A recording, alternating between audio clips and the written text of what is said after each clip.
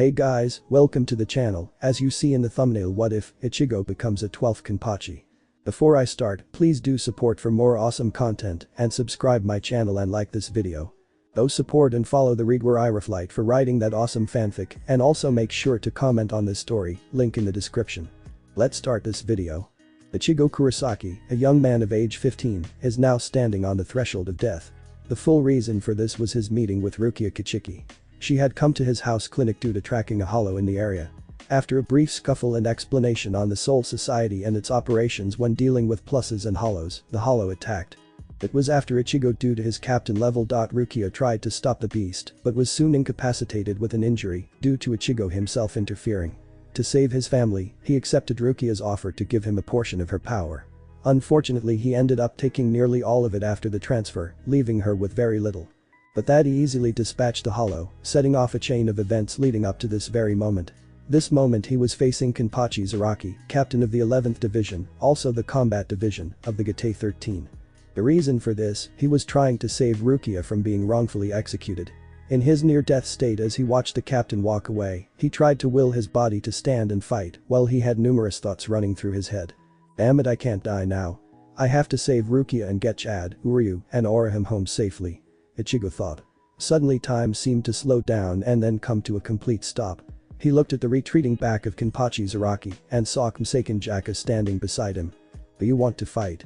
Or do you want to live? Choose carefully. Kumsekin asked, waiting for an answer. Want to win was barely heard. I can't hear you. Kumsekin replied calmly. It's meaningless to just live, it's meaningless to just fight. I want to win. I won't lose here, because if I do, we're all dead. I refuse to leave my friends alone to be punished by these fools. If there is a way to become stronger, then I'll do whatever it takes to gain the power to protect my friends, yelled Ichigo. Kumsekin looked into Ichigo's eyes and saw the conviction in them. Very well, you have chosen. So I'll take you there. Was Kumsekin only reply. In a flash of darkness the world disappeared, then changed. Ichigo now saw himself in his inner world, which looked like a nightmare world. It was a vast volcanic wasteland. A Titanic-sized super volcano dominated the landscape, its peak so high up, he couldn't see it due to it being obscured by the pitch-black thunder clouds. Meteors, the size of garbage trucks, fell from the skies and struck the ground with such force, it was like a bomb was going off right in his ear. Around him and the volcano, there were numerous lakes of lava and fire of varying size. Suddenly the scene changed and he was now on top of the volcano's peak. Words like immense, tremendous, vast and even colossal didn't do what he was currently seeing any justice. The opening of the volcano was gargantuan, being so massive he couldn't find an appropriate comparison. In the exact center of the vast pool of lava was an immense island with an equally immense Japanese palace 6 stories tall. The palace gardens were lush, though he didn't how they were lush given they're currently on fire.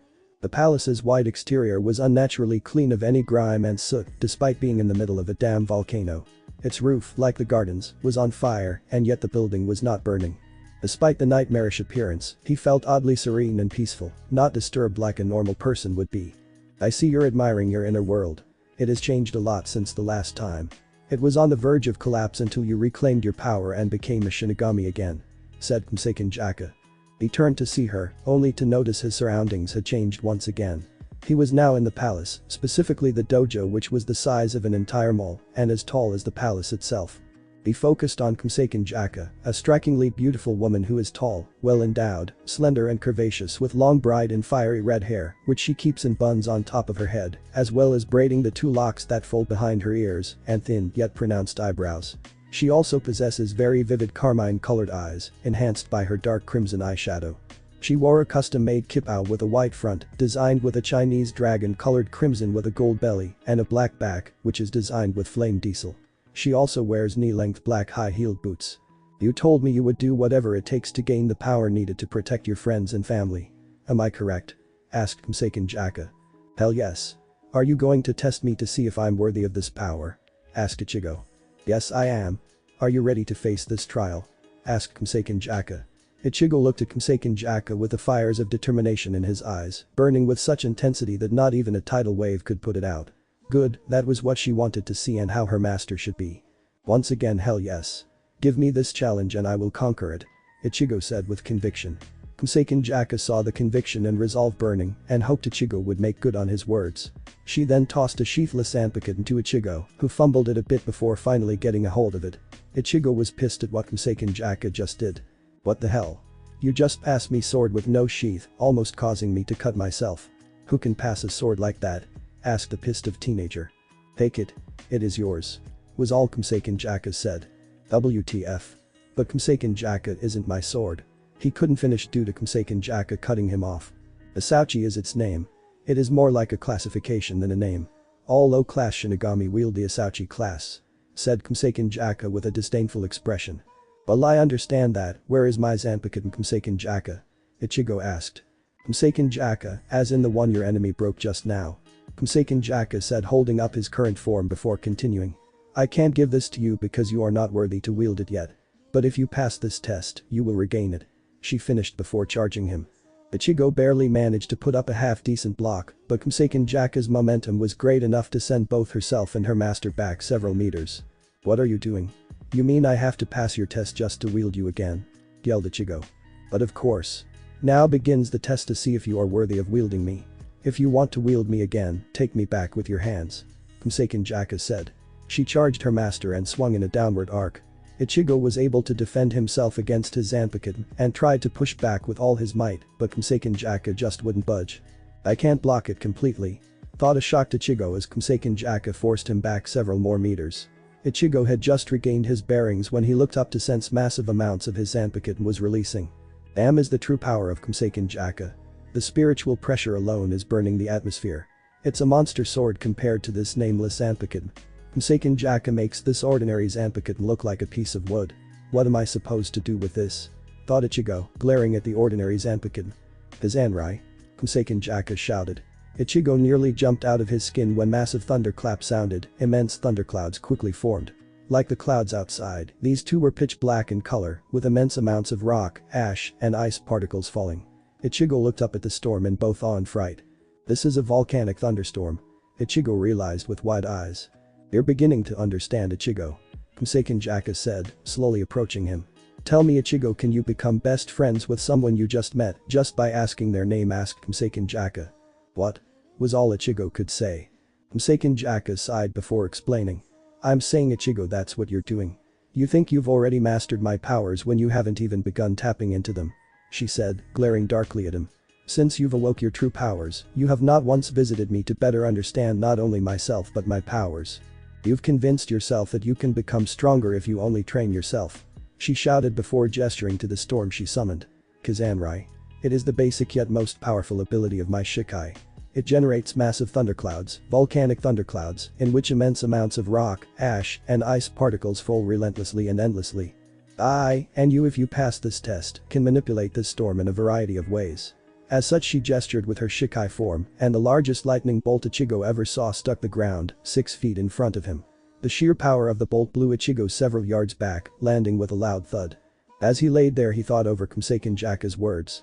Can you become best friends with someone you've just met just by asking their name? You can't become friends with someone like that. You have to take time to get to know them. Ichigo realized with some shame.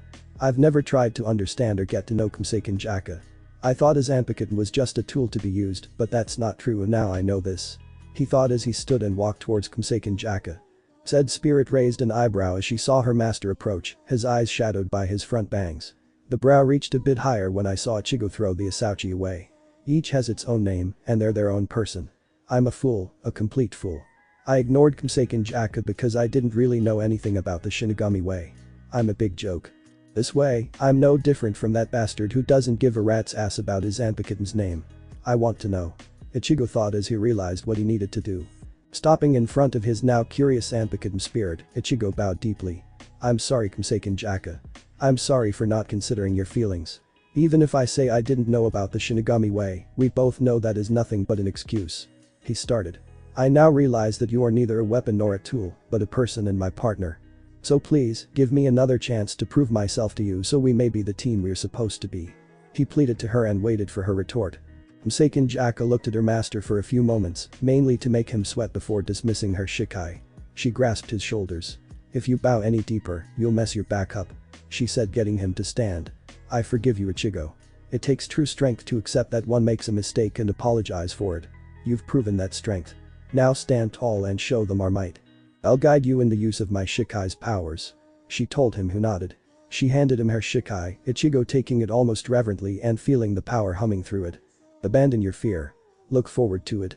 Move forward and never stop. You'll age if you pull back. You'll die if you hesitate. Trust me, you aren't alone in battle, Ichigo said. Kumasaken Jaka recited the creed she made to inspire her master when his resolve was shaken. Thank you, Kumasaken. Ichigo replied back to his partner. He exited his inner world with a rush of such power. He knew beyond a shadow of a doubt that Kenpachi Zaraki wouldn't know what hit him. Back to the real world. Zaraki froze when the ocean slammed itself on top of him, driving him to a knee as the temperatures suddenly and rapidly began increasing. Forcing himself back to a vertical base, he turned around to see Ichigo standing, a fiery orange-reddish aura surrounding him. The younger Shinigami's eyes were now twin atomic fireballs the same color as his aura. Kumasaken Jaka. Ichigo called out, getting his already growing power to skyrocket. In a show of power that Zaraki had only seen once, when Yamamoto released his shikai, he witnessed an explosion of fire and heat. A tremendous wave of heat flared into existence, thunderclouds began forming, turning the sky a pitch black with frequent flashes of lightning, as well as having ash fall from it. Zaraki gritted his teeth from not only the heavy feeling of Ichigo's ever-increasing, but also the ever-increasing heat from the flames.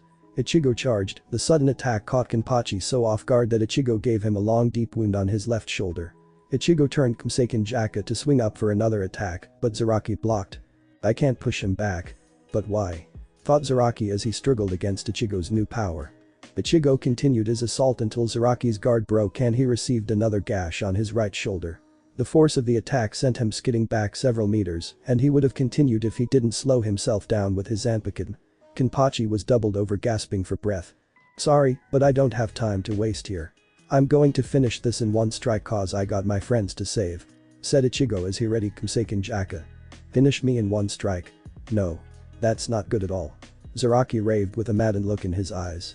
This has just started to get interesting. Let's drag this out as long as we can. Zaraki yelled the last part before he charged Ichigo. Feeling a tingle in the back of his mind and knowing it was Kumasaken, Ichigo allowed himself to be guided. Kazanrai. Ichigo intoned. The thunderstorm intensified as a large amount of lightning engulfed Kumasaken Jaka's blade. Directing his blade towards the charging Zaraki, the lighting exploded off and towards Zaraki, who could not dodge and got a face full of lighting. Zaraki was thrown several meters backward, crashing hard into a wall with enough force to go through it. Ichigo got in a guard position, his senses opened as he waited for Zaraki to reappear. And reappeared he did with an insane look in his eye and a shark-like grin on his face. Zaraki charged, which Ichigo copied, the two clashing with thunderous force, but Ichigo pushed back the captain. Taking advantage of Zaraki being off balance, Ichigo used Kaizen Susetsu Butsu to cleave a deep gash on Zaraki's, the superheated blade cauterizing the wound instantly. Zaraki grimaced from the intense burning in his, but merely shook it off and launched a strike that was parried. Ichigo ignited his blade with both fire and lightning, getting Zaraki to flinch back from such heat and bright light, giving Ichigo the chance to strike. Kumasaken Jaka was a blur of motion, cutting into Zaraki's flesh with reckless abandon, cauterizing the wounds while messing with his nervous system, due to the large amounts of lightning coursing through it, Zaraki being electrocuted both inside and out. Ichigo kicked Zaraki in the gut, doubling over the captain, only to send him flying into the air from the vicious uppercut. Berserk. Ichigo commanded his blade towards the combat division captain. A tremendous plume of fast-moving superheated volcanic gas and rock was launched at the free-falling captain. The plume, traveling at supersonic speeds, easily reached the captain and exploded with such authority that even Ichigo was a bit startled. Zaraki was a flaming human meteorite crashing into the ground and creating a crater. Ichigo, believing it was over, turned to walk away but stopped only after 12 steps due to the sound of maniacal laughter. Ahahahahaha. Zaraki laughed with maniac-like zeal. His body was ruined, his hair was burnt and mostly gone, most of his skin was blackened and burned, cracked in several places that it looked painful to even look at, the blood that managed to leak out was dried and caked onto his skin. The haori he wore that denoted his status as captain was gone, incinerated from the Kasarek attack. The kimono top was barely hanging together and his hakama pants were not tattered and burned shorts. I don't get it. How did you come back to life? How did you suddenly get so strong? I don't get it at all, but that doesn't matter anymore. You're strong enough to give me the challenge I've craved for centuries. We should focus on this moment and enjoy it as long as we can. Said Kenpachi, laughing all the while, with a maniacal gleam in his eye. This guy is a damn juggernaut. Ichigo thought with some trepidation. The Kusarek has the power to instantly vaporize the target. I toned down the killing potential just enough so he'll be critically injured yet still live. Yet he got up and was still raring to go. Fear not, Ichigo. Kumasaken Jaka told her partner. Just because this beast lives up to his namesake doesn't mean he can't be put down. It is clear that he will not stop until his body can no longer withstand such punishment or you kill him. Till Ichigo thought alarmed. I don't want to kill him, even as a last resort. Then you are a naive fool. Kumasaken Jaka roared, startling Ichigo. You came here, invading the Soul Society with a ragtag group of friends to save Rukia from being wrongfully executed. Did you really believe that there wouldn't be death on both sides of this conflict? She asked him. Ichigo was shaken, he was brought into his inner world again, looking into the fierce eyes of Kumasaken Jaka. Ichigo, you must understand that all actions have consequences, both positive and negative. You may have been strong enough to beat your past opponents enough that you didn't need to kill them, but there will be times where you must take a life to save another. She told him to get him to shadow his eyes with his front bangs. The Shinigami of Soul Society's Gate 13 see you and your friends as enemies, and all enemies are either captured alive, interrogated and then killed or outright killed if capturing proves too much of a hassle. She elaborated and brought him into a hug. Ichigo stiffened a bit but relaxed and gave in. Think about how these Shinigami feel. Someone breaks into your home, causes mass panic, destruction and chaos. You don't know why they're doing this, but you'll use everything you have in protecting your home and its people. That is what you and your friends are doing. The Shinigami have taken offense and want justice, just as you want justice for their unjust punishment towards Rukia. This will come ahead and you must be ready to go all the way to fight for your ideals and principles, just as they fight theirs. And this means that you must take a life if it means keeping yours and friends.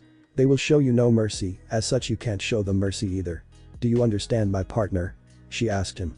Ichigo stood in her embrace, taking in her words as he tried to accept them. The more he thought about, the more he knew that she was right. The Shinigami would kill him and his friends if this invasion failed. Rukia would die due to her superiors not wanting to know the whole picture, the reason why Rukia had been forced to give her powers to him. The Oder, because without her, he and his family would be dead and hollow food. As such, it wasn't just actual physical combat, but also a battle of ideals, principles and views on laws. He looked at her, his amber brown eyes hard and flinty. Will you help me through this? Kumasaken Jaka knew what he was talking about and gave him a small smile. Always, my partner. Ichigo came out of his inner world just in time as Zaraki charged, easily blocking the attack and holding his ground. There's something wrong with you. You're going crazy. Do you enjoy fighting so much that you put your body on the line just for a challenge? You're willing to injure yourself just for the thrill of battle. Aren't you afraid to die? Asked Ichigo. Am I crazy? Ha. You're the crazy one. How can you be that strong and not like fighting? Death and pain are just the prices to enjoy the battle. Zaraki countered. Why don't you just accept it already, Ichigo? You seek out fights. You desire power. He said with dark glee as he managed to throw Ichigo back. Everyone who searches for power, without exception, searches for battle. Do you fight in order to become more powerful? Or do you want more power so you can fight? He asked, knowing he was getting to his orange-haired foe. I can't tell you that. The only thing I know for sure is guys like us were born this way. Zaraki said with a faraway look in his eyes. We were born to fight, Ichigo. Your instincts will keep leading you toward new battles. It's the only way you have, the only way to become stronger. Fight, Ichigo. If you want the power to control your enemy, take that sword in your hand and cut him down. That's your only option. That's the road that continues in front of you and remains behind you, Ichigo. Said Kenpachi. Ichigo merely glared at the captain before, trying to comprehend what was just said to him. Did he really seek out fights to become more powerful? No. He fought to protect. As his name meant, he is the first guardian and he won't fail in his duty. The battle continued with Ichigo having the upper hand and steadily pushing Kenpachi back. Zaraki now sported numerous gashes on his torso and he loved every minute of this battle. Zaraki came to a conclusion. Ichigo was just a little better than him in his current state. The difference was only slight, but Ichigo was higher than Kenpachi. It sure has been a while to feel this desire again. I've finally found a worthy opponent to go all out on. Said Zaraki, removing his eye patch and causing his spiritual power to go through the ing roof. While that happened, a messenger came up behind Yuichiro Kusajishi, Kenpachi's unofficial daughter and vice captain. Vice Captain Kusajishi said this is an emergency order. Said the messenger. Okay, tell me later. Said Yuichiro, not taking her eyes off the fight below. I'm sorry, but this order is sent under the combined authority of Captain Commander Yamamoto and Captain Hitsugaya. It's a first-class order. Continued the messenger. Okay, tell me later. Repeated Yuichiro, quickly losing her patience. That would be against my orders, as all captains and vice captains should be notified as soon as the messenger starts, only to be cut off by Ichigo. You're annoying me. Ken-chan's fighting, so don't bother me. She said, finally turning around, releasing a massive amount of spiritual pressure that took the form of an angry pig cat. The messenger finally got the message and left, not wanting to incur the wrath of both Ichigo and her unofficial father Zaraki. Back to the Battle of Titans, Ichigo couldn't believe how much spiritual pressure came off Zaraki in waves. How come his spiritual pressure increased so much after he removed his eye patch? Ichigo thought. So what's the deal with your right eye? Why did your spiritual pressure take a massive jump in power when you removed that patch? Asked Ichigo. You see this eye patch? It's really a little eating monster that I had the freaks at the R&D come up with for me to use. You should feel honored because once I remove it, it means I'm giving my all. I haven't needed to do that in well. It's actually the first time since I got the damn thing. And I'm going to pour it all into beating you. Said Zaraki, smiling like a maniac again, except this time it was even wider. Have you heard of Ichigo? The screaming of his sword. He cannot hear it, the pain he is causing to his blade. Asked Kurosaki. Yes, I do have a partner. It's painful. Ichigo replied, getting a nod and smile from his partner. He has never listened to that voice.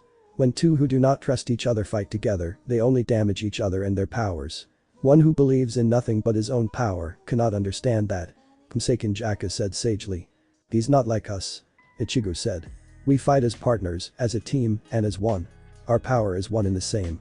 Let's show him and all others our power, Kurosaki said Ichigo solemnly. Yes.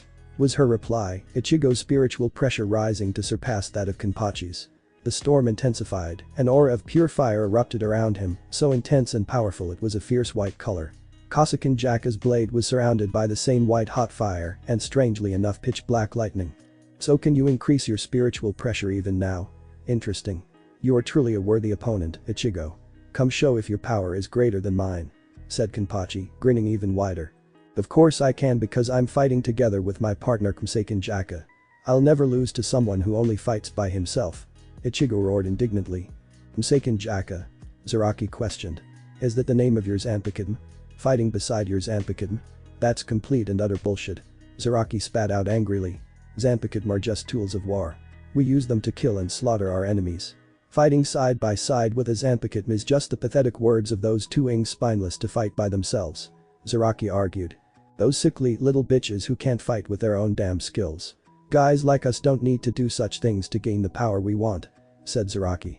Ichigo frowned at that and wondered if he would have become just like Kenpachi Zaraki, but this current battle has opened his eyes. He will never make that mistake again. Then let me show you the errors of your ways and hopefully open your eyes to the pain you're causing your Zanpakuto. Ichigo roared as his power took another massive jump to where everyone, Yamamoto included, could feel it pressing down on them. He's coming, and my ability to stop your wound from bleeding is at its limit. We'll decide this with one blow. Said Kurosaki. Ichigo flared his spiritual pressure as both men charged. The explosion from the collision was massive, leveling all buildings within the blast radius. When the smoke cleared, the two figures soon became visible. Kenpachi had impaled Ichigo in his side, barely missing his left lung. Ichigo cut deep into Zaraki's right side, completely severing and cauterizing Zaraki's carotid artery.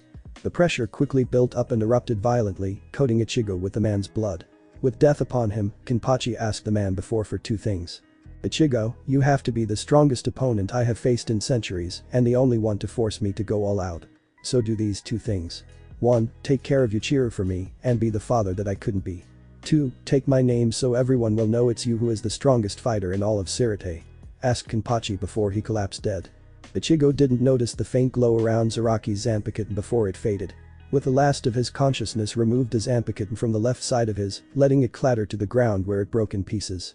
He then looked to the skies, then said. I will, Zaraki. I will be the father Yuichiro needs, and I will take your name so all may know and fear my power. I am Kenpachi Ichigo Kurosaki. He shouted to the heavens. The heavens answered his cry as a bright light struck him. Behind him could be seen the spirit of Kenpachi Zaraki, grinning his maniacal grin. Ichigo jumped out of her hiding spot and walked over to the newly christened Kenpachi just as he passed out. In the streets of Sirte. Did you hear that? It sounded like Kurosaki-kun. Asked Orihime, a buxom dot. Yes, I did. I also felt his increase by a tremendous amount, so whatever he got himself into he should be fine. Replied Quincy while thinking. Kurosaki, if you don't come out of this unharmed, then at least come out alive for Orihime's sake. X. Tsukaioku Hill Training Ground. Kenpachi Ichigo Kurosaki was finally waking up from his battle with Kenpachi Zaraki. Well, it's about time for Ichigo. I was starting to wonder if you would ever get up, said Yoruchi in that deep voice of his. Shut up, you bastard cat. I just came out of a serious battle with arguably the strongest captain of the Gate 13, I'm a little deserving of some goddamn rest. Besides, that's not my name anymore. After I killed Zaraki, he gave me his name, and Yuichiro holy ing shit, I'm a father. He screamed. En-chan, you're awake. I was so worried about you. Said Yuichiro as she glomped onto the new Kenpachi. Well damn. I came here to free Rukia, now I have a new name and a daughter. I better start watching my language, no need to corrupt her mind even more. Kenpachi Kurosaki thought. He sat holding his new daughter as she hugged him. Though it was time to get back to business. Well, as touching as this is, we need to get back on track here. What exactly happened during your fight with Kenpachi Zaraki? Kenpachi explained what happened from start to finish. How he sent off Hinataro and Ganju ahead while he took care of Zaraki. How he managed to get off to a decent start but then quickly overwhelmed and almost defeated until Kumasaken Jaka's interference. How she helped him realize he neglected her and wasn't using her true power to prove himself worthy of a second chance. Kumasaken Jaka guided him throughout the battle by telling him how to perform several of her shikai attacks and the epic final clash with him as the victor in New Kenpachi. Yoruchi pondered what he had been told, clearly seeing that his plans would have to be altered due to this new knowledge on Kenpachi's Zanpakuto. He and along with Kisuke had figured that the Zanpakuto would be like Isen's Injetsu, but it is clearly not the case now since from the information Kumasaken Jaka is fire-type Zanpakuto, an extremely powerful one given what happened when Kenpachi tapped into her powers. Man, I'm too old for this shit. Yoruchi thought dryly. By the way, how did I get here? Kenpachi asked, looking around the strange cave-like room he was in. Simple, I carried you and Yuichiro followed, saying something about Zaraki giving you things. Said Yoruchi shrugging as best he could in his current form. You were able to carry me with such a small body. No, you couldn't have. You must have a second form. Kenpachi was skeptical and curious about Yoruchi's second form. You figured it out, did you? Yes, I changed into my true form to carry you back here. Do you want to see it, my true form? Asked Yoruchi, mentally smirking at Kenpachi's reaction when he found out the truth. Sure, why not? Kenpachi said nonchalantly. Hook, line and sinker. Yoruchi thought deviously. With that, Yoruchi began the transformation process. He was enveloped in a bright light as his cat form began to grow to that of an adult form. When the light died down, Kenpachi started on in shock at what he saw. Yoruchi now stood at 5'2", cocoa-colored skin that was smooth and flawless, gold pupil-less eyes, with rich purple waist-length hair. Her body lithe, yet it was toned and well-proportionate. Her left thigh had a tribal tattoo of a sun, and he finally noticed that Yoruchi was a she, not a he due to the generous eyes and lack of a, and currently as the day she was born. That's your true form. Hot damn, you look fine. No wonder you look like a cat most of the time, you don't want all those sex-crazed fools after you for your body. Kenpachi theorized. Yoruchi pouted as she didn't get the reaction she was looking for, though was surprised that he figured out the original reason she created the transformation technique. You're not surprised I'm a woman and currently in front of you? Yoruchi asked, dumbfounded by how calm Kenpachi was. Nah, I figured there was more to you than meets the eye. I knew that you transformed into a cat for a reason. Besides, how can the 9 circles of hell be useful? The whole woman thing is surprising, but I'm not going to let it get to me. Kenpachi said while he gave Yoruchi discreet glances. Yoruchi pouted as she reluctantly put on her usual outfit. Yuichiro latched onto Kenpachi's left shoulder, which was her usual spot on Zaraki. Yoruchi was almost finished when the 3 felt familiar. It belonged to Byakuya Kichiki, captain of the 6th division, and the man responsible for bringing his own sister to Sirate to be executed. Kenpachi looked for something to help him get to Byakuya when noticed a strange device and knew it would help him. When he channeled his into it, it transformed into bluish-gray wing, allowing him the ability of flight. I'm going. Kenpachi said as he burst out the door to save his comrades. The cell came into view. The sight there made his blood run cold and his anger flared. Lying on the ground was Ganju Shiba with numerous lacerations, but somehow still alive. Standing a few feet away was Hinataro, horror-stricken at the scene in front. Standing next to him, using her body as a shield was the objective of this whole mission. Rukia Kichiki. In the middle of the bridge were 2 captains, since they gave them away. Of the 2, Ichigo instantly recognized Byakuya Kichiki. The other one had waist-length white hair and had stopped Byakuya from trying to kill both Rukia and Hinataro. Kenpachi Kurosaki had seen enough as he raised his spiritual pressure, so it slammed down on all of them, crushing Hinataro and Rukia. Byakuya and Rukia's eyes widened at the spiritual pressure because it felt familiar to them, but stronger than ever before. It was a spiritual pressure they knew was extinguished nearly 3 weeks ago. The white-haired captain nearly had a heart attack when he felt the spiritual pressure slam itself on him like several tons. It was easily beyond captain level. The shadowy figure flew high above the bridge, causing all on it to look up. Rukia saw the one man who has changed her life for both good and bad, despite the glare of the sun. Byakuya looked up with a frown as he saw the one man he believed should be dead. He saw Ichigo Kurosaki adorned in Shinigami robes with his Zanpakuto strapped on the left side of his waist. In his right hand was a strange relic that had a single wing sprouting out of it. He landed in between the two captains, right in front of Rukia and Hinataro. Kenpachi Kurosaki stood to his full height, Rukia and Byakuya looking at him with varying expressions. Rukia had tears in her eyes, happy that Ichigo risked so much to come here and rescue her, but also sadness and anger. Sadness that Ichigo and his friends were risking so much for her and anger that Ichigo had ignored her warning and came here anyway. Byakuya looked at Kenpachi in his usual "I'm too good for you" way, mildly curious at how the boy had regained the powers he stole. Once this mild curiosity was satiated, he would make sure this boy would never gain an iota of power ever again. The white-haired captain looked at Kenpachi Kurosaki owlishly, as his appearance reminded him of his late Lieutenant Kane Shiba, though not having orange hair and brown eyes. Kenpachi went over to see if Hinataro was alright and to apologize for sending him to the lion's den. With that out of the way, Kenpachi moved himself to confront Byakuya. "Rukia, I've come to get you out of here. So just hang tight till I beat your brother into submission," Kenpachi said, taking a quick look at Rukia. She had her head down, fighting back the tears as she remembered the last time she saw Ichigo. "I told you to stay behind, Ichigo. I told you that I will never forgive you for coming back to me," Rukia shouted as she fought back her tears. "That's not my name anymore, midget. Besides, whether you like it or not, you're coming with me, damn it. Also, I'm ignoring all of your opinions, got it, short stuff," said Kenpachi. "The rescuer should always listen to the rescue. And what the hell do you mean that's not your name?" retorted Rukia angrily. "Not when they don't know what's good for them. And my new name was a gift to me from my predecessor," said Kenpachi. "Your predecessor? Who was your predecessor and what are you going by now?" asked a surprised Rukia. Everyone was now listening in as they too wanted to know about this predecessor. "The only Shinigami I ever killed. It was Kenpachi Zaraki, captain of the 11th Division of the Gate 13. He gave me his name and daughter Yuichiro," said Kenpachi seriously. This startled everyone on the bridge. All of them had their jaws on the ground except Byakuya as he merely raised an eyebrow. There was no way for Ichigo to defeat Kenpachi Zaraki.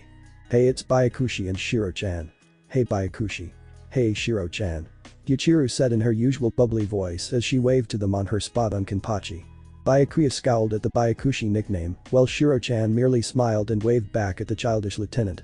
"Why are you here, boy? I thought I ended your Shinigami career when I brought my sister back here," said Byakuya with his usual stoic facade and bored expression. He was still trying to figure out the enigma that was Kenpachi Ichigo Kurosaki. "You see, Kichiki Haim, we humans have a saying on Earth. I am the phoenix, for I will always rise from the ashes stronger than before. So no matter how many times I'm knocked down, I will still get up and continue to get stronger to fight. You claimed we would never see each other again, but here I am, powers restored and stronger than ever," replied Kenpachi as he flared his power. The others looked at him with shock as the power they felt from him was monstrous. Byakuya's eyebrow twitched at the Kichiki Haim. "You claim you are the phoenix of legend and that you will always rise from your ashes, stronger than before. Then let us test that, shall we? Will you rise once again after I cut you down here and now?" Byakuya said as he readied his Zanpakuto. Kenpachi merely smirked at the challenge. "You think I'm the one that's going to be cut down? Ha, don't make me laugh, Kichiki Haim. You are the one that will be cut down and then I'll have you beg Rukia for forgiveness on your hands and knees. Now come, Kichiki Haim, let your beating begin," Kenpachi said as his smirk increased. "Enough of this, it is time," I said Byakuya, only to be interrupted by Kenpachi. "Kichiki Haim, shut the hell up. Just listening to you talk makes me want to kill you faster. So do Rukia this favor and shut your trap before you dig yourself deeper than you are now," Kenpachi said with a smirk. The others were just shocked at how easily Kenpachi was able to shut down Byakuya. Byakuya twitched before regaining his composure. "Ichiru, we're here to free Rukia and get Hinataro out of here. So let's take care of the threats here, you take care of that white-haired captain and I'll take care of Byakuya theme, bastard, here," said Kenpachi. "En-chan, Shiro-chan is the captain of the 13th Division. He gives everyone candy," Yuichiro said, drooling at the thought of candy. "I'll have to put her on a healthier diet with less candy. It's not healthy for her to eat nothing but candy 24/7, 365. It has definitely taken its toll on her since she's only 3'7" tall. Hopefully she'll take it well," Kenpachi Kurosaki thought. Now there has been enough blood as it is. Jishiro Yukitake interjected. Please surrender Kenpachi Kurosaki. Your current actions will only hasten negative actions against you and your allies. Just surrender and I'll make sure you and your friends are not harmed in any way and even try to convince the others to let you all go. Jishiro said as he readied his Zanpakuto. While I appreciate your offer Captain Yukitake, I must respectfully decline. Besides, it's clear that Byakuya won't let me go unless I'm in a body bag and I still got a bone to pick with the bastard. Once again thank you for the offer. Kenpachi said as he too readied his Zanpakuto, with Yuichiro doing the same.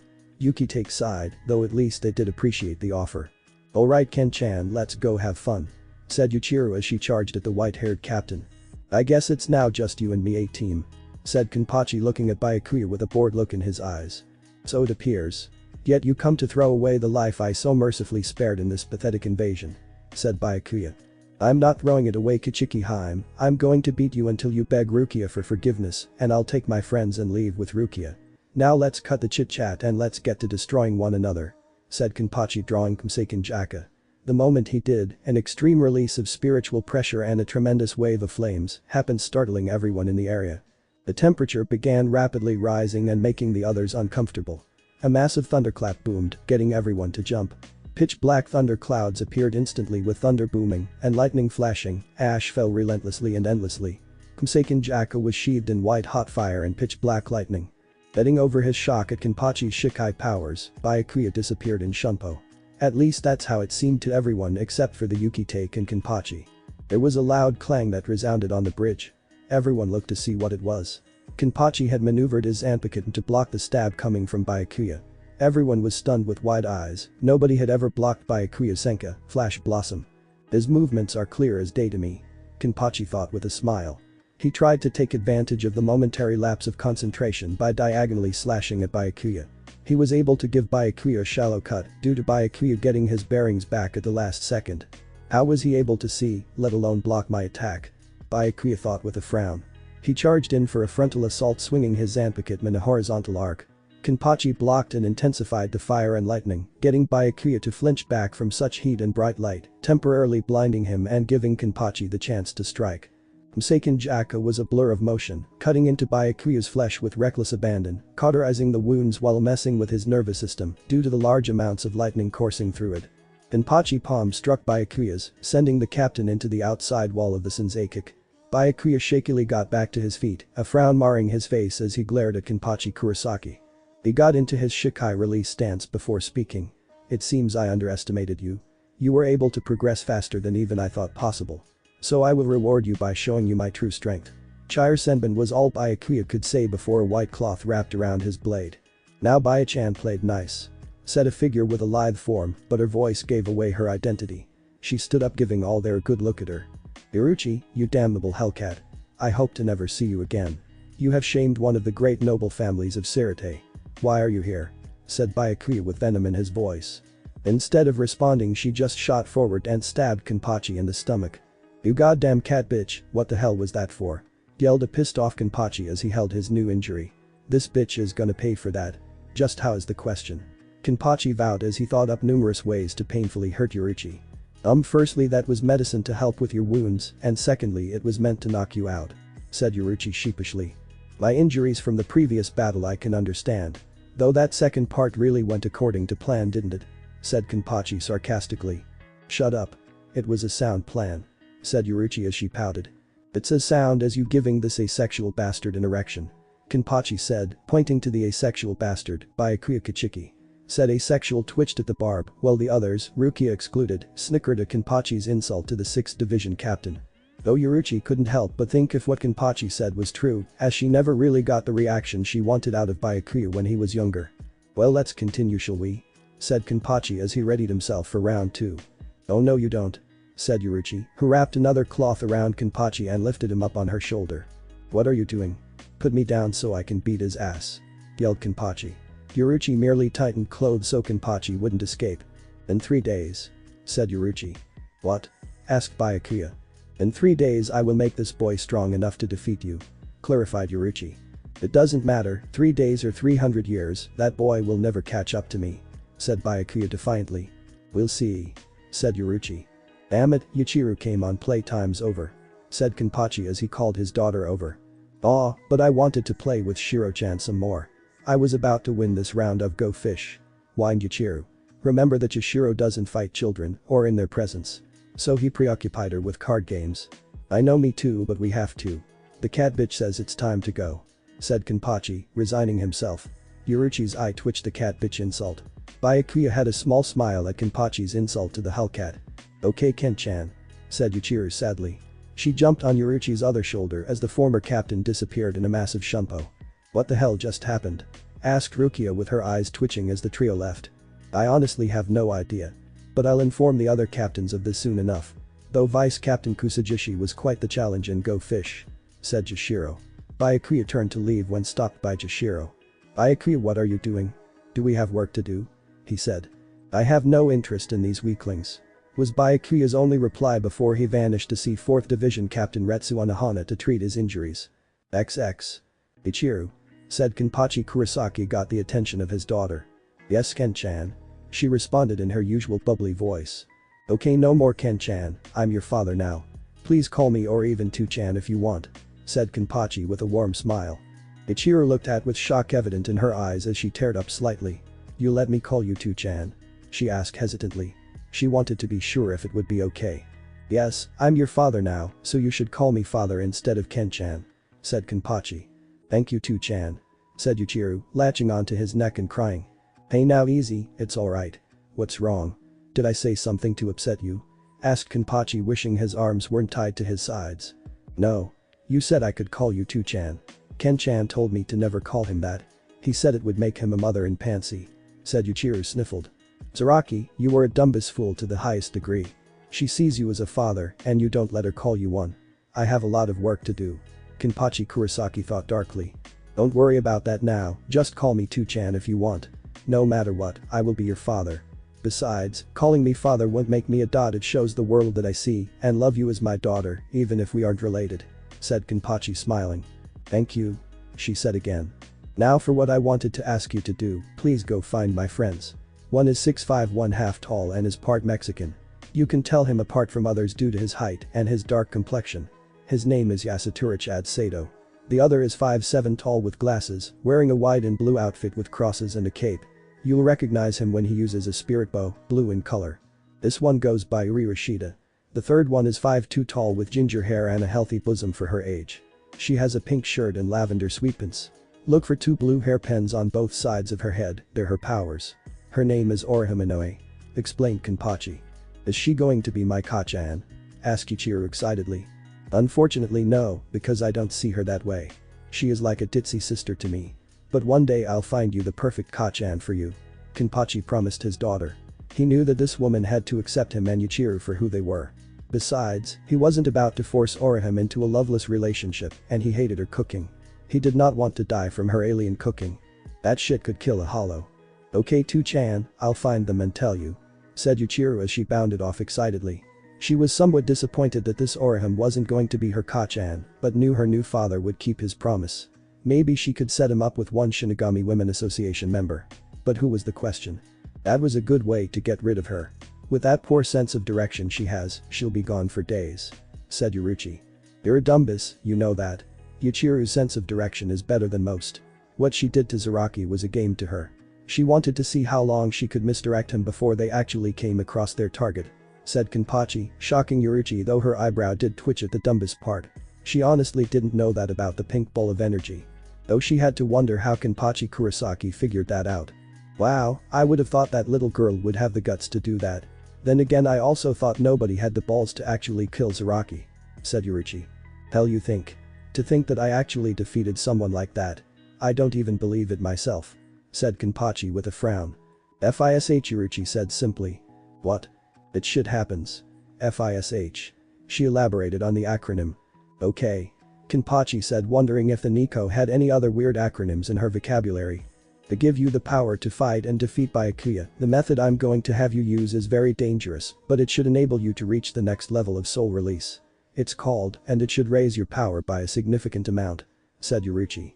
Let's do it then, said Kenpachi, getting hyped about this. XX. Ichigo was speeding towards the 11th Division barracks to recruit several members to help her search for her father's friends. She also knew the entire division would want to know about Zaraki's defeat and the birth of a new Kenpachi. She was thankful she always recorded Zaraki's battle, and this would be the proof needed to get the 11th division behind the new Kenpachi. When she arrived, she immediately looked for Yumichika and Ikaku to help her. "Yubal, Yun, I need your help," she called while running throughout the barracks. "What do you need for a vice captain?" asked Ikaku with Yumichika right beside him. Though Ikaku did twitch at the cue ball. He was shaven, goddammit. "I want you to call a division-wide meeting so I can show this video to them ASAP. After that we were going to find 3 people that are friends of the new Kenpachi," Yuichiro said in one breath. "What the hell? There's a new goddamn Kenpachi?" asked the 2 warriors. "Just get the division together so I can show what happened," she snapped back. The 2 got the entire division together in less than 10 minutes. By that time, she had set up the projector for the climactic battle between Zaraki and Kenpachi Kurosaki. The 11th division settled down to watch the final battle of Kenpachi Zaraki. 30 minutes later, the division was in tears at watching their beloved captain's final battle and seeing the birth of Kenpachi Kurosaki. The 11th division sat there, soaking it all in, when Ikaku started speaking. "I think we all know what to do, right?" Ikaku asked, getting nods. The combat division of the Gate 13 took up their zanpakins, raising them to the heavens above, before shouting, "Hail Kenpachi Ichigo Kurosaki, the new captain of the 11th division." "Alright, who are these friends of Captain Kurosaki?" asked Ikaku. Yuichiro gave the division the descriptions that Kenpachi gave her. The division scattered to the 4 winds in search of Chad, Uryu, and Orihime. 15 minutes later, Chad was out of jail and wondering what he was doing here along with Uryu and Orihime. "Oh no, what are we doing here?" asked a scared Orihime. "Don't worry. Vice Captain Kusajishi has gone to tell Captain Kurosaki about you guys being safe here in the 11th division barracks," Yumichika said. "Did you just say Captain Kurosaki?" asked a shocked Uryu. "Ah, yes, you haven't heard nor seen the new captain of our respected division. Here, watch this video. It explains everything," Yumichika answered as he played the video from the beginning. So 3 watched a battle between Zaraki and Kurosaki, with the 11th division watching it again for the second time. Tsukayoku Hill Training Ground. "So how am I going to do this?" asked Kenpachi. "Well, first you have to Yoruchi start before being cut off by Yuichiro. Do-chan. I found your friends. They're safe at the 11th division barracks," Yuichiro said as she attached herself to Kenpachi's left shoulder. Kenpachi smiled at his daughter before patting her head, causing her to giggle. "Good girl, Yuichiro. Now let's go see them before I start training," Kenpachi said as Yuichiro beamed with pride as she led him to the 11th division. 11th Division HQ. Convention Room. The group, the 11th Division, Chad, Uryu, and Orihime, were watching the battle for a 5th time when the new Kenpachi showed up. Who would have thought they had a convention room here in the barracks? Kenpachi Kurosaki thought as he entered said room. Everyone turned to see the 12th Kenpachi, looking him over. "Ah, Captain Kurosaki, welcome to the 11th Division. Your 11th Division," Ikaku said to his new captain. The large group studied Kenpachi Ichigo Kurosaki as he looked for and found his friends. The 11th Division saw he's fairly tall and lean built. They noted he had flaming orange hair and brown eyes. Kenpachi's ragtag group relaxed when they saw he was their Ichigo. Orihime knew immediately that this man before her was indeed Ichigo Kurosaki, now Kenpachi Kurosaki. Orihime knew this due to her uncanny and somewhat disturbing ability to find Ichigo by his scent, like Bloodhound, and can sense him anywhere in the world, even if he's halfway across it. She can also pinpoint his exact location, just give her a map, she'll give his location. She walked up to the 12th Kenpachi before happily hugging him, which he returned. "Kurosaki-kun, you're okay. I was so worried when we were brought here and they told us you're the new captain," Orihime said. Kenpachi merely smiled and playfully patted Orihime's head. "I don't have time to explain right now. I got 3 days to prepare to free Rukia, for that's when she's being executed. You 3 stay here while I'll train," said Kenpachi as he was about to leave. "Captain Kurosaki, do you need the 11th Division to help?" asked Ikaku. "I wouldn't mind the extra help, but why did you call me captain?" asked Kenpachi. "You see, Vice Captain Kusajishi always records Captain Zaraki's battles and shows them to the division," Ikaku began. "She did the same with your battle with Captain Zaraki. You see, this is the combat division of the Gate 13 and we held Captain Zaraki in high regard. Since you defeated him, you now have the respect of the 11th Division, thus our support. So we see you as our new captain. Yumichika gets Captain Kurosaki his captain's Haori. We'll train to help you get her Kuchikiness out of the jam she got herself into," Ikaku said as Yumichika came back with Kenpachi's new captain's Haori. Kenpachi Kurosaki hesitantly took the Haori and donned it. For some reason, it felt right to put it on, and he knew this was the right thing to do. Alright 11th Division, in 3 days time we'll storm the Repentant Cell to free Rukia Kichiki and kick anybody's ass that gets in our way. I want all of you to train hard and my friends are now honorary members of the 11th Division. Kenpachi Kurosaki ordered. Aye Captain Kurosaki. The 11th Division roared. Kenpachi then asked Ikaku and Yumichika to follow outside for a quick talk. Alright Ikaku and Yumichika, tell me what skills you have. All of them. I need to make sure you can handle what we'll be going up against in 3 days. Kenpachi ordered. Ikaku and Yumichika smiled that their new captain wanted to make sure that they could kick some ass. Ikaku went first. I'm a master swordsman, along with mastery of Naginata Jutsu and Bijutsu. I know Shunpo and some Hakuta. I have also achieved Bankai and plan to use it against Captain Zaraki. My Zanpakuto is Mizukimaru, Demon Light. It becomes a Naginata spear with a waxwood shaft. It can also split into a Sansetsuken, 3-sectional staff, which the sections can independently reconnect and separate again at will. Ikaku listened. My name is Rickman Mizukimaru, Dragon Crest Demon Light. It keeps the 3-section theme but loses its Naginata properties. Instead, it is merely 3 oversized weapons connected by an equally large chain. My 2 main weapons are a Chinese monk's spade and a standard guandao. Both have a traditional horsehair tassel at the hilt and a long cylindrical weight for a pommel. The pommels are connected by a heavy chain to the center section, which resembles an axe-like blade with a parallel handle forged into the blunt end and a dragon crest on one side of the blade. It gains power from the amount of damage I take and deal out. Ikaku explained. Yumichika went next. I'm an expert level Shinigami in all areas. I haven't achieved anything yet. My name is Rurirokujaku, Azure Peacock. It takes the form of a sickle-shaped blade, or falx, distinguished from the koppish by the cutting edge being located on the inside. A hinge at the hilt allows it to split into 4 identical blades. Yumichika explained. Kenpachi looked on with an unreadable expression before saying something. You both have great skills and I expect that you two grow stronger. And Yumichika, there is no reason to hide your Zanpakuto's type from me or Kaku. We will not think any differently about you. Kenpachi said while staring at Yumichika. Yumichika was shocked that his new captain knew he was hiding the true nature of his Zanpakuto. Ikaku merely looked at his longtime friend before smacking him upside the head. Yumichika, you are an idiot. Do you really think that I would think any differently about you just because you don't have a melee type? We have been friends far too long for me to do such a thing. I have trusted you with all my secrets and you should do the same. Ikaku said to his friend. Yumichika broke down as he embraced his friend brother in a bro hug because of those words. Kenpachi told them that the Zanpakuto's type didn't matter, only the union between Shinigami and Zanpakuto mattered.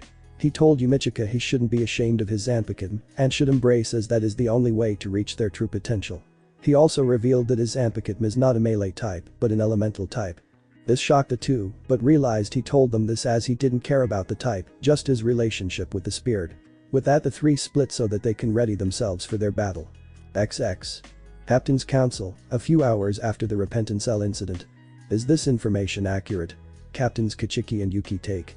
The grave tone of Captain Commander Yamamoto sounded throughout the room of the Captain's Council meeting room. He, along with the rest of the captains, listened to the noble captain's report of his altercation with, and it was startling to say the least. Ichigo Kurosaki defeated and killed Kenpachi Zaraki and now is calling himself Kenpachi Kurosaki. There is no in hell I'll believe that the damnable Neanderthal, Kenpachi Zaraki, was killed by a mere Ryoka. Said Mayuri Kuritsuchi, the captain of the 12th Division, still in shock over the news, and he wasn't the only. Even though Zaraki lacked knowledge in the other 3 areas of Shinigami combat, Zaraki proved time and again he was a force to be reckoned with in Zanjutsu. Even though many wouldn't admit even under pain of death because of their pride, all of them had secret nightmares of what would happen when Zaraki finally managed to achieve both Shikai and Bankai. Suffice to say all of them would need heavy therapy for the next century or 1,000 years. Unfortunately what Captains Kichiki and Yuki take say is true. Soifun, captain of the 2nd Division and commander-in-chief of the Special Forces, said in her usual harsh tone. It would be better if I show you all how it happened. She said as she looked at her superior who nodded his consent. Soifun snapped her fingers, causing the room to go dark as a projector lowered from the ceiling, along with a screen. Once in place, the projector showed the captains the titanic climatic battle between the now late Kenpachi Zaraki and his soon-to-be successor Ichigo Kurosaki. It also had audio, so they heard everything that the two warriors said. It was clear that Kenpachi Zaraki had the advantage and won when they felt defeated. That was until the somehow revived himself and took the battle to a new higher level by activating his Shikai, showing off its fire lightning elemental powers and how it affects the environment by calling upon an immense thunderstorm. And for some reason, the name Kumseiken Jaku unsettled Yamamoto. They quickly dominated the fight, seemingly defeating Zaraki with an attack called Kaseric, Pyroclastic Flow, which engulfed Zaraki and most likely killed him. That was until Zaraki reappeared heavily charred and laughing with a maniac-like zeal. Despite his grievous injuries, Zaraki continued to fight on despite still retaining the advantage. Zaraki then removed his eye patch, a first in the 99 years since he got it. From the audio, he had embraced his Zanpakuto, explaining why his power increased so much. They also heard the two's argument about Zanpakuto and what should be done with them. The captains had to shake their heads at Zaraki's thoughts on his own Zanpakuto and couldn't understand how a mere person could truly understand the relationship between Zanpakuto and Shinigami. They watched on as the two clashed a final time, utterly destroying the immediate area. When the video cleared, they saw both had impaled each other. They watched as blood erupted from Zaraki like a fountain, covering the dot. Retsu Anohana, the medical master, revealed that they had cut Zaraki carotid artery, and since Kumasakin Jaka had been engulfed in fire and lightning, the artery was cauterized, causing large amounts of pressure to build up before it burst. But it was the ending of the video that held the captain's attention. Ichigo, you have to be the strongest opponent I have faced in centuries and the only one to force me to go all out. So do these two things. 1. Take care of Yuichiro for me and be the father that I failed to be. 2. Take my name so everyone will know it's you who is the strongest fighter in all of Sarate, asked Kenpachi before he collapsed dead. But the last of his consciousness removed the Zanpakuto from the left side of his, letting it clatter to the ground where it broke in pieces. He then looked to the skies then said. I will, Zaraki. I will be the father Yuichiro needs, and I will take your name so all may know and fear my power. I am Kenpachi Ichigo Kurosaki. He shouted to the heavens. The heavens answered his cry as a bright light struck him. Behind him could be seen the spirit of Kenpachi Zaraki, grinning his maniacal grin. The room was silent as the captains assimilated this startling video. It was clear that the blessings have been given and the death of the old demon has given birth to a new, more powerful demon. This new demon's name. Kenpachi Ichigo Kurosaki. They stood there for 15 minutes until the captain commander spoke up. As you clearly saw, the reason we felt such power earlier and why we had such adverse weather was because of the Ryuko's battle with the late Captain Zaraki.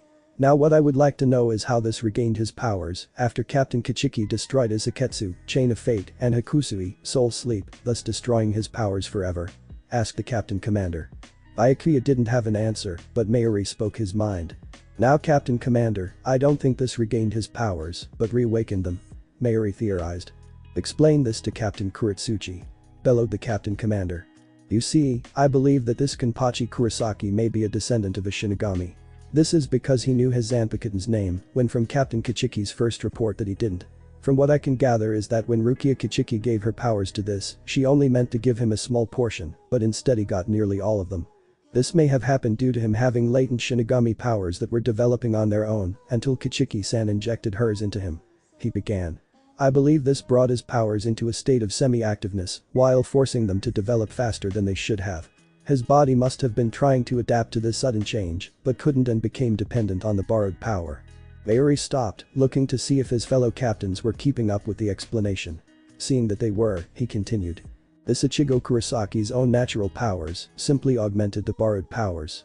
Then when Captain Kichiki destroyed his Iketsu, Chain of Fate, and Hakusui, Soul Sleep, it only destroyed Ms. Kichiki's powers, while forcing this Ichigo Kurosaki's powers into a state of dormancy. As for how he reawakened his powers, I don't know if this is the first time we've dealt with a Shinigami descendant. Mayuri said, stroking his beard while wondering if he could get Kenpachi Kurosaki spared and experiment on him. Oh, the potential behind such a specimen.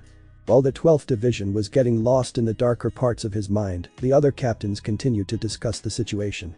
This Kenpachi Kurosaki must have a reason for coming here and attacking us with brazen audacity. Soifun spoke, getting her fellow captains. He may have fallen in love with Rukia-chan. They say people do crazy things when they're in love. He must have developed such feelings for her during her stay there and is doing this to free her and confess his feelings. Jashiro theorized. While his fellow captains mulled over this, only Anohana did not. She focused on the frozen image of the 12th Kenpachi, taking in his appearance. So another Kenpachi is born. She must not have taken the sapphire eyes of Kenpachi Kurosaki. Hopefully you won't be another disappointment like the others. She thought about going over the Kenpachi numbers 2 to 11. The only ones that really stood out to her were the 8th and 11th, but the former is locked up, while the latter disappointed her with how weak he had become since their first encounter 200 years ago when he was a mere boy. And to think, I let you live for nothing because in the end you became weak and lost to a mere teenager. Anohana snorted mentally. She snapped out of her thoughts due to Yamamoto's booming voice. While his romantic feelings for her may be a good reason for this invasion, he will be punished to the highest degree for the deaths of Kenpachi Zaraki and possibly Sasuke-san. The captain commander said with power. The fact that Yorichi Shimen is helping them means there is more to this invasion than meets the eye. Yamamoto said as he stroked his long beard.